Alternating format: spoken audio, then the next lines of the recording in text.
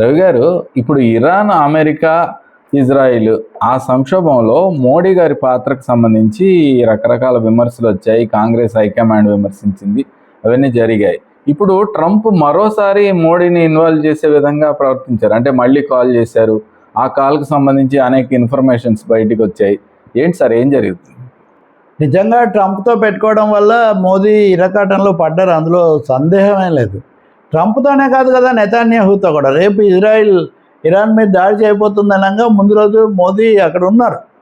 కాబట్టి ఆయన పూర్తిగా ఇజ్రాయిల్ అమెరికా యాక్సెస్కు కూటమికి ఆయన సన్నిహిత మిత్రుడు అన్నది ఇదైంది.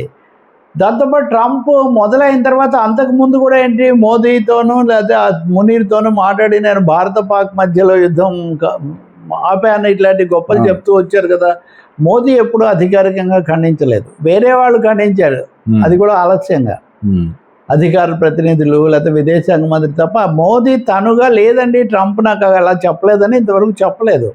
అంటే ట్రంప్తో ఏం మాట్లాడతారు, ట్రంప్ ఏమి అది అన్నది పెద్ద ప్రశ్నార్థకంగా ఉంది. మోదీ యొక్క వ్యక్తిత్వం మీద ట్రంప్ ప్రచారాలు ఆయన ట్రూత్లో పెట్టేస్తాడు ఏదంటే అది.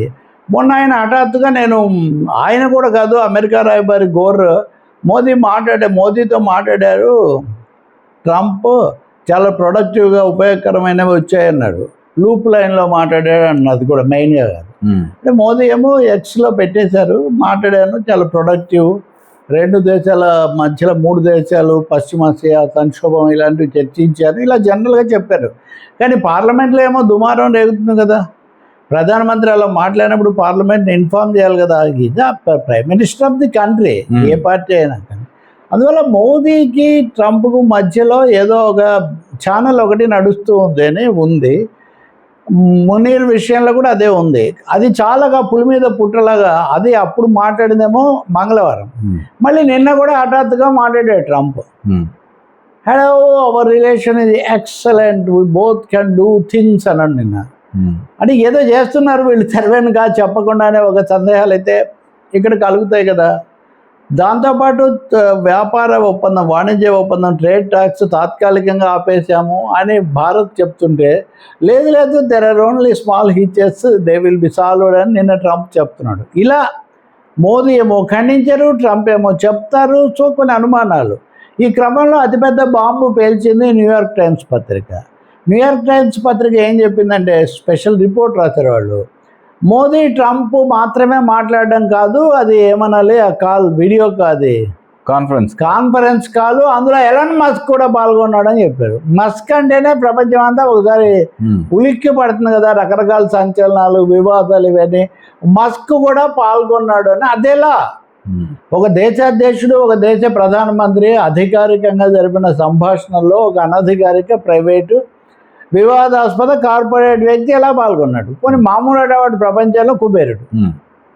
కాబట్టి మస్క్ పాల్గొన్నాడని ఎవరన్నా అల్లాటపాస్ యూట్యూబ్ ఛానల్ కాదు. న్యూయార్క్ టైమ్స్ అంటే ప్రపంచంలో అగ్రశ్రేణి 2, Washington times, Washington post, New York times, అంతే కదా.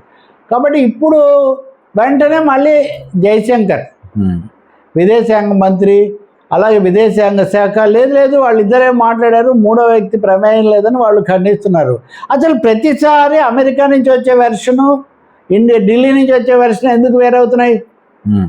ఇలా పదే జరుగుతుంటే నీతో మాట్లాడుతున్నప్పుడంతా అన్నీ నేను చెప్తా కదా. నువ్వు ప్రతిసారి నా గురించి ఏదైనా చెప్తున్నావు అనుకో, ఎందుకు అసలు నీ జోలికి వస్తేనే నాకు తలనొప్పి అని అంటాను కదా నేను.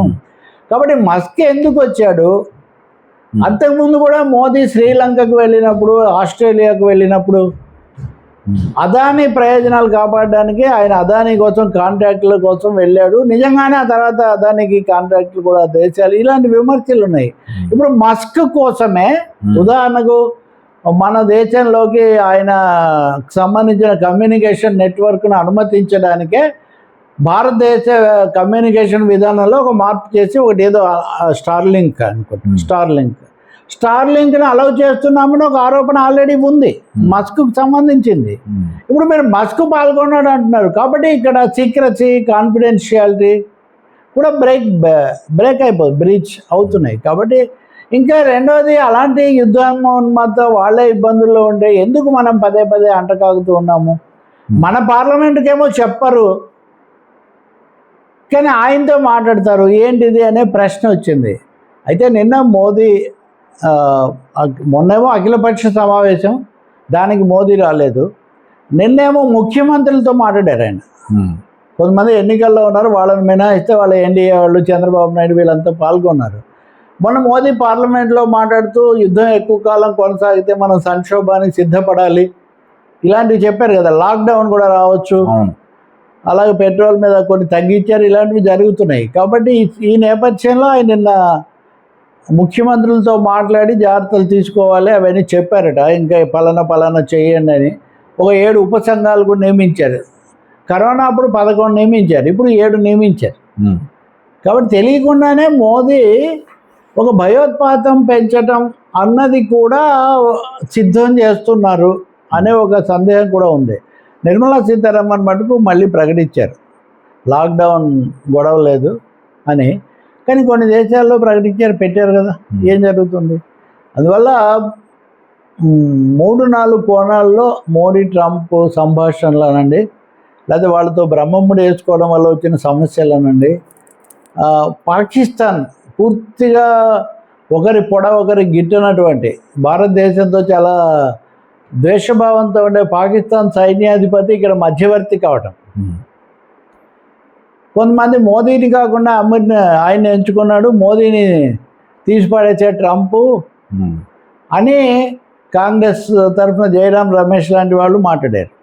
దాన్ని కూడా మళ్ళీ ఖండిస్తున్నారు. అదేం లేదు, మనమేం బ్రోకర్లం కాదు అని జయశంకర్ ఒక మాట అన్నాడు. మనం ఇజ్రాయెల్కి ఎందుకు వెళ్ళాము, ముందు రోజు యుద్ధం ప్రారంభించే ముందు. కాబట్టి అనేక విధాల విదేశాంగ విధానం విమర్శపాత్రం అవ్వటం, మనం ట్రంప్ ముందు తల వంచాము అన్నటువంటి ఒక విమర్శ, లేకపోతే ఇది కూడా ఆరోపణ మనం మూట కట్టుకోవాల్సి వచ్చింది. వామపక్షాలు కమ్యూనిస్టులు అయితే ప్రతి చోట నిరసన ప్రదర్శనలు, హైదరాబాద్లో కూడా ఆదివారం చేస్తున్నారు, విజయవాడలో నిన్న సదస్సు పెట్టారు, ఢిల్లీలో పెట్టారు. సో దేశంలో ఒక యుద్ధ వ్యతిరేక వాతావరణం అయితే ఒకటి వస్తుంది. ఇంకా మరి మోదీ మరింత సూటిగా తన విధానం సవరించుకుంటారా, లేక ఇలాగే అటు ఇటు చేస్తారా అనేది చూడాలి. Right sir.